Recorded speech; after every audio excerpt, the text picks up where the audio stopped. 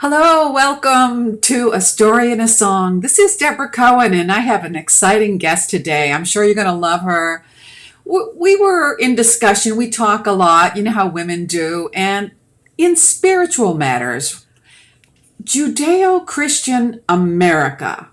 I mean, if you're an American, and you probably heard that this country was founded Judeo-Christian America.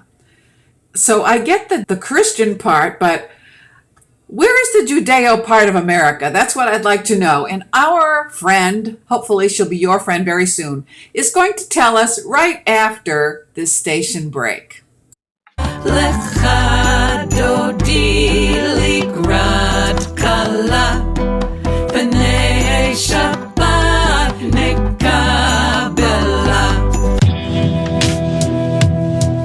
Ashrei Yoshvei, Ashrei Yoshvei v'tekla.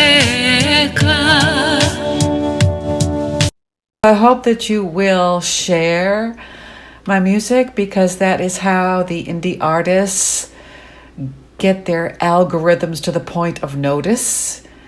So sharing, liking, reposting, listening, streaming, all of those things, subscribing, are what the cool people do that want to help out the indie artist like me. DebraCohenMusic.com. And we have Anna here. Yay! Let's have some applause for my friend. Thank you, Miss Debra. Yes, and I love you, and I love your show, and I love your music. So I'm so happy to be here.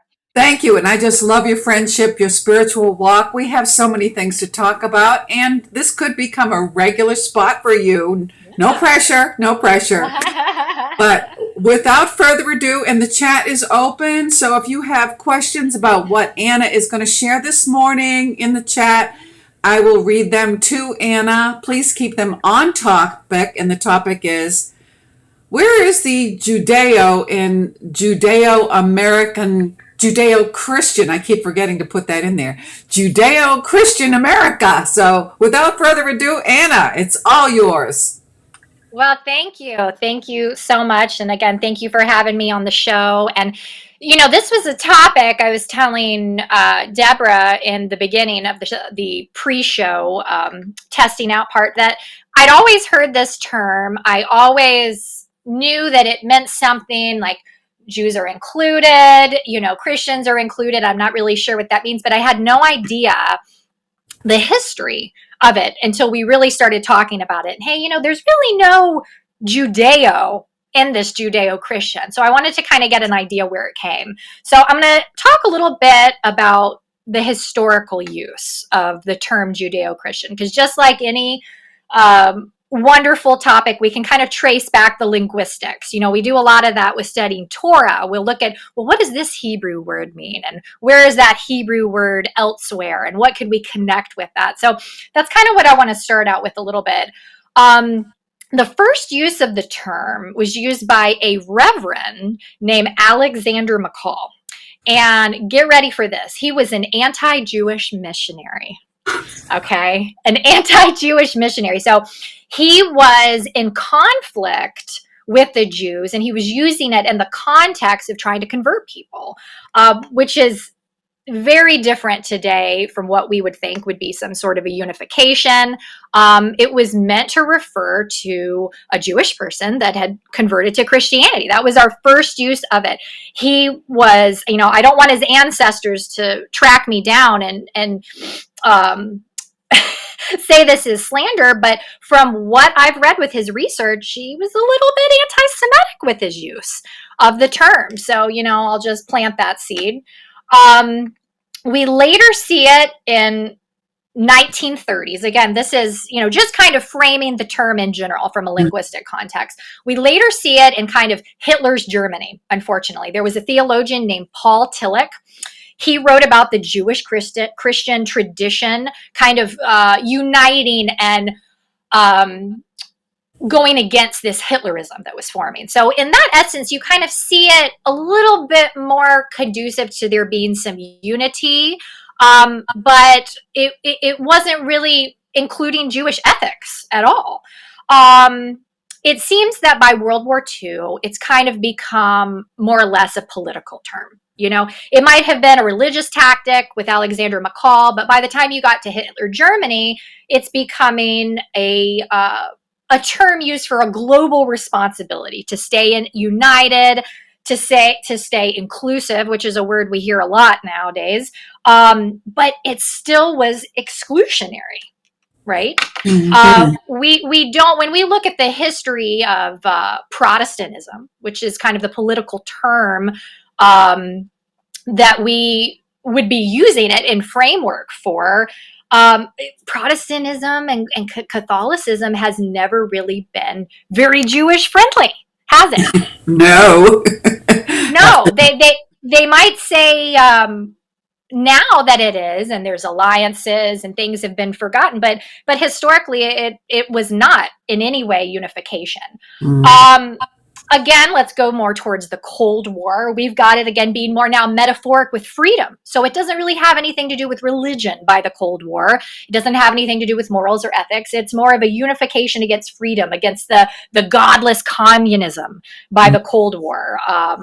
And again, I think we see that a little bit today with the term Judeo-Christian. It's kind of meant to be like, well, this is a moral term. It become political, and now it's a moral term.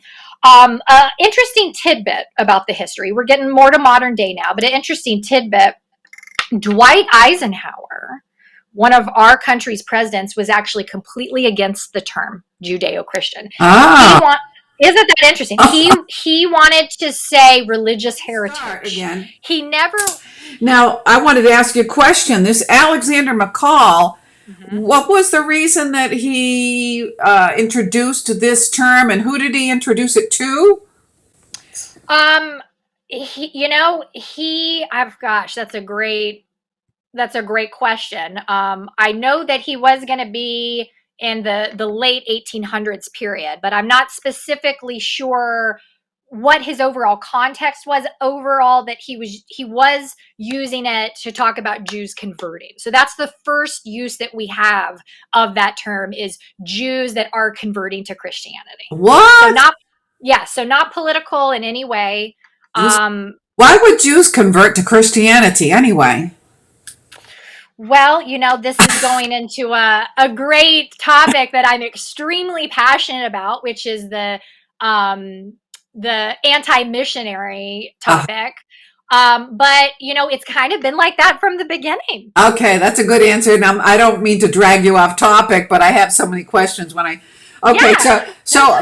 Now the one thing, I don't know if you're going to touch on this, but I'd like to really know my purpose in having you come here today, of course. Yeah. Other than for everybody to see beautiful you, is because in history books in school, and we're talking in America, dates really don't stick with me very much. I know that in 1492, Columbus sailed the ocean blue. And of course, some people think he was a Christian and he came here, but he really was Jewish, but that's for another time.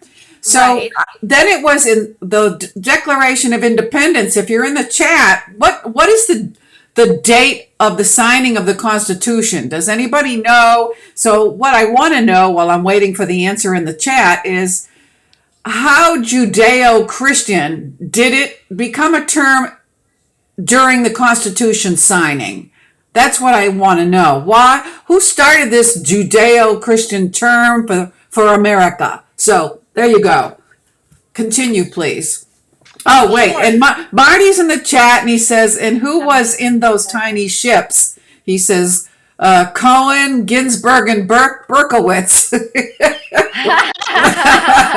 On the Columbus ships, on the ships, right? Yeah, but that's another devastating topic for most people in America. Okay, but anyway, I don't know, but go ahead and continue, because I get all excited when we talk about these topics. Go ahead, Anna. Sure. Well, again, getting kind of back to just framing it from history, once again, by Kennedy, we have it just meaning religious freedom. And now to common day, Trump. Trump uses the term Judeo-Christian all the time, protecting Christians, protecting Christmas. We've heard this a lot in the past, I don't know, what is it, whatever, however long he's been something that we're hearing about. And that's a big part of his audience. So we're hearing that term a lot. And what's really interesting is protecting Christmas and Easter. That has nothing to do with us. Right. Where's the Judeo in that protection? Right. There isn't. The term Judeo-Christian, in my opinion, is a misnomer. It does not mean what you think it means. Because if we were in a Judeo-Christian America, we would have businesses shut down on Shabbos. We would have jobs letting you keep your job and no, I have to take Shabbos off without it being anything held against you. But, we live in a society where the only real big thing closed on Sunday is Chick-fil-A, which, gosh, drives some people bonkers, right? But that's really it. You might have some businesses that are closed for for Sunday, but seldom, unless you're in a Jewish part of town, like over here in Atlanta, we've got Toco Hills and certain areas of Sandy Springs. Other than that, you're the whole world. No, it's yeah. I agree, Anna, because I've been on a job search, and it's really hard as a yoga instructor, which is what I teach, beginning yoga. The first thing they want to know is, will I work on weekends? And I'm like, I can't do Friday nights or Saturdays. And they're like, well, sorry, that's when we're the busiest. So I understand what you're saying. Right. Absolutely. And, that's just one observance. If, what about all of our high holidays? Other than a Jewish business, when have you seen it on Yom Kippur or Rosh Hashanah, anything closed? Again, there's communities all over the United States where you can have that experience, but it's always been something that is still very exclusionary. Well, I'm sorry to interrupt you, but Marty's saying Chick-fil-A is a Christian company, and that's why they're closed on Sunday. So are there Jewish companies in America that would like to be closed on Shabbat? I know there's restaurants in Dunwoody that are closed on Shabbat, so but that's their own personal business, and they are able to do that. But for me, trying to teach something at somebody else's studio and not want to work on Shabbat, it's harder. It's harder in America. It's going to be much harder for an individual to operate in that. Absolutely. And you're right. You see more ethical and moral attempts at navigating secular society. You see a lot more of that done by Christians. Yeah. There's been some events. I could go on a tangent, but there's definitely been some events that I'm personally aware of where Jewish communities have taken stances that were really based on their Torah beliefs and their observances.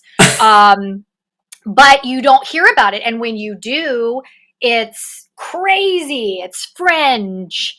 And, it's all that crazy Jewish group, it's more, those are extremists. It's never in any way seemed to be like the term Judeo-Christian included Jewish people whatsoever.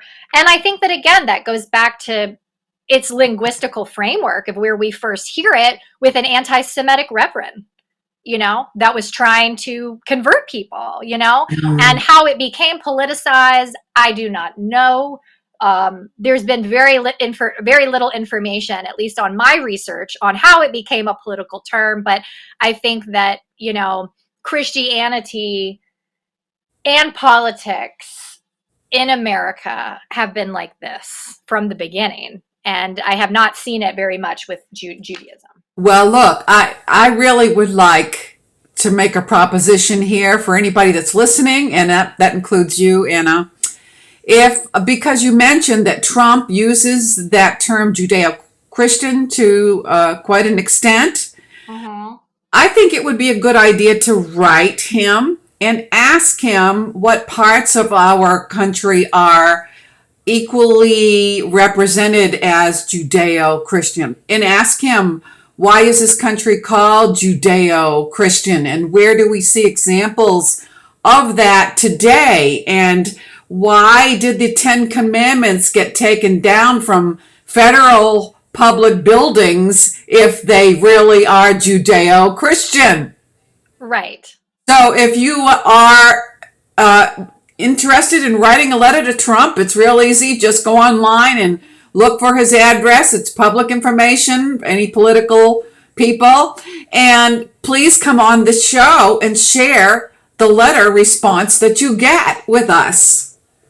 Oh, that's a great idea. That's a great, it's a really interesting factoid that I don't think a lot of people know, is that Trump's daughter is Jewish. Yes, she's on Instagram all the time. I think that her son just had his bar mitzvah. Wow. Yeah. And she's not just Jewish. She I don't know her level of observance now, but her conversion at one point was Orthodox. Whoa. So I mean, so she went the whole 9 yards, and he knows that, and he has to have some love. And of course, I forget his name. Was it Kushner, her spouse? I forget her name too. Was it? Not sure. Is her name Ivanka? I think Ivanka was the wife, the ex-wife that died, but it might be Ivanka. I don't know. It's something beautiful. Isn't that terrible? We don't even know.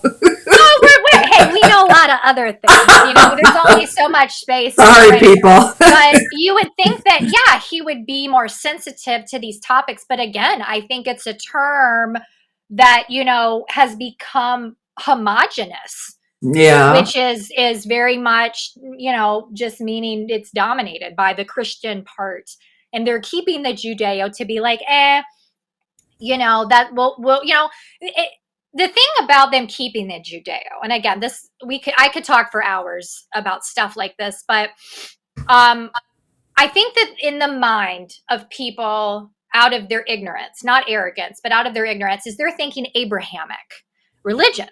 Mm. Which, if we're thinking Abrahamic, who are we excluding? Muslims.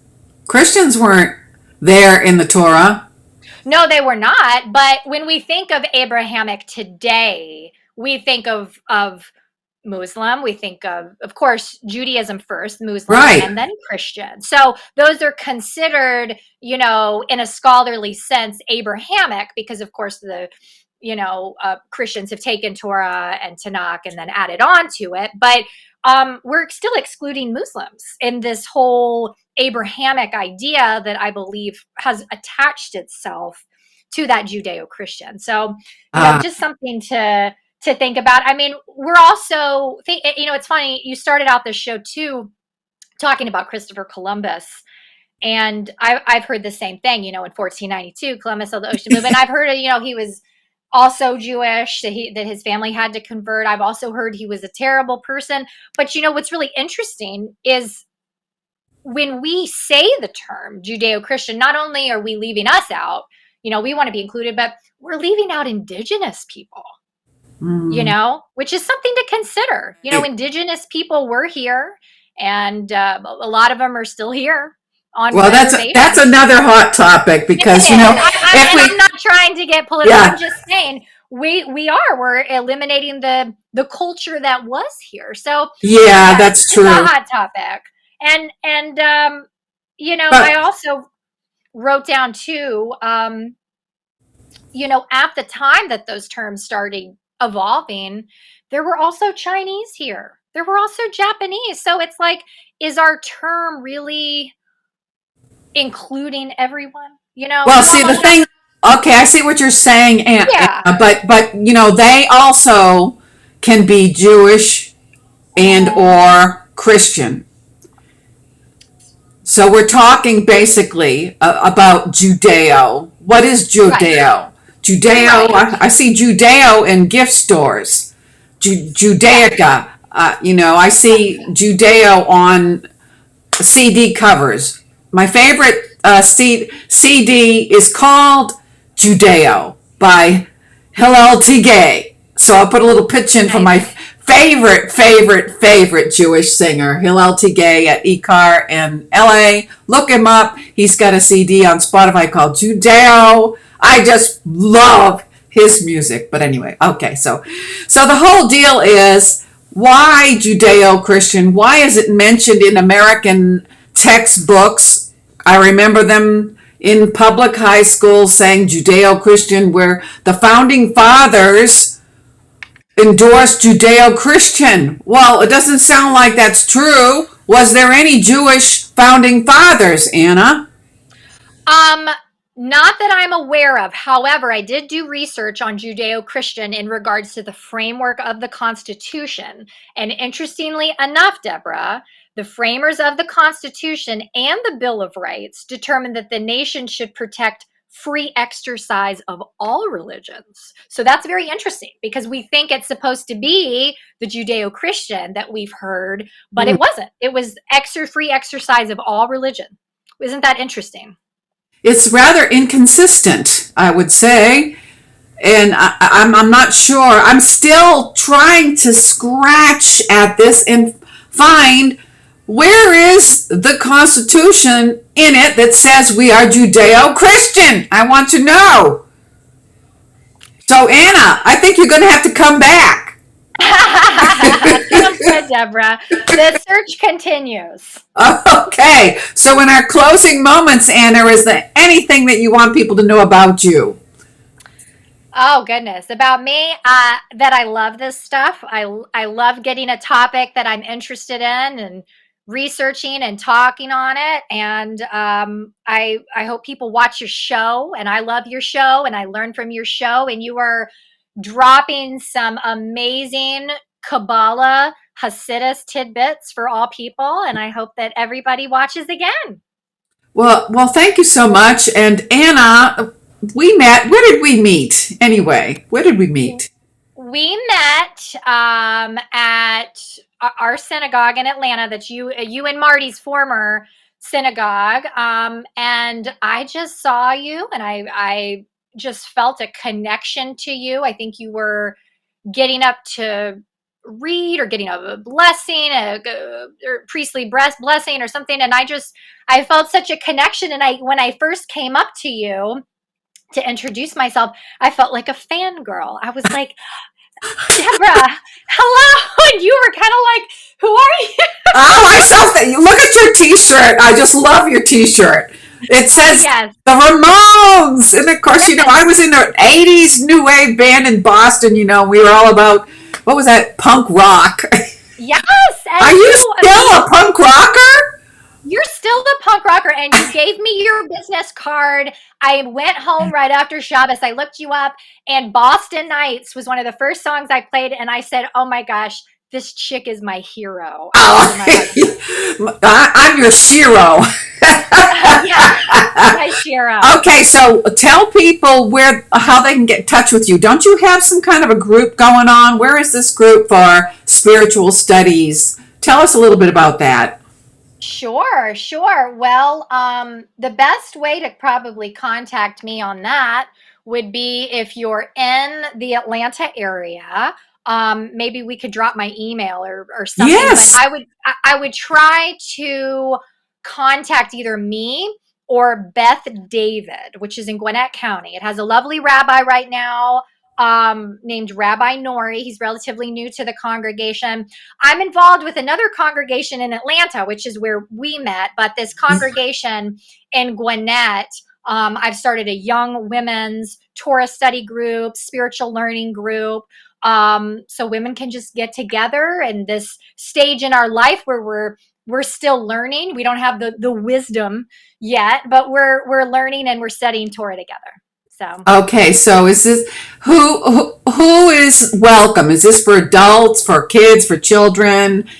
well, it's anyone's welcome. I mean, anyone's welcome. If people have kids, they can bring them on. And we're really, women is our main connection. We came up with the idea of originally of, well, should we just get young women in this stage of our life? We're starting families, but the way we're kind of evolving it at this point is it's all women that just want to study Torah and want to get together and support each other at whatever stage we're at is kind of what it's evolving. So it's still kind of evolving, but you got it right in the keyword as though it is a women's spiritual study group. And we'll see what happens. We've got our first meeting August 10th. So. All right. Now, do they have to be a certain sect of Judaism, or is it open to interfaith? Or it is open to interfaith. We have a woman coming, I hope, that is the wife of a Jewish man. She is not Jewish. I don't know if she wants to convert or not. And then we have people that are coming that came from an Orthodox community that's exploring other things now at this time in her life. So it's going to be all different types of women just meeting each other where they're at and learning about the mitzvahs, studying the Torah, and just supporting each other. So great. That's David. Okay, so tell them your email so they can write to you. Okay, perfect. Thank you. It's exactly how it sounds. It's littlehippie@yahoo.com. And hippie is with a HIPPIE. The right way to spell hippie. That's me. littlehippieFamily@yahoo.com. That's right. Oh, this is great.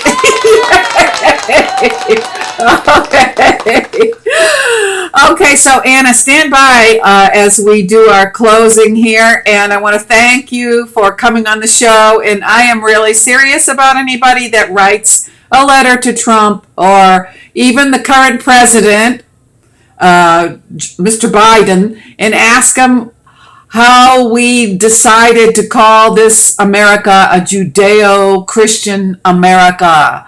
And you will come on the show. Just contact my email, debracohenmusic@gmail.com, and tell me that you want to come on the show and share the response letter that you got from the White House on this topic, and we'll have a go of it.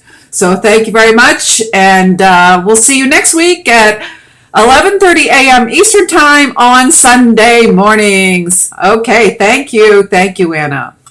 Bye-bye. Thank you, Debra.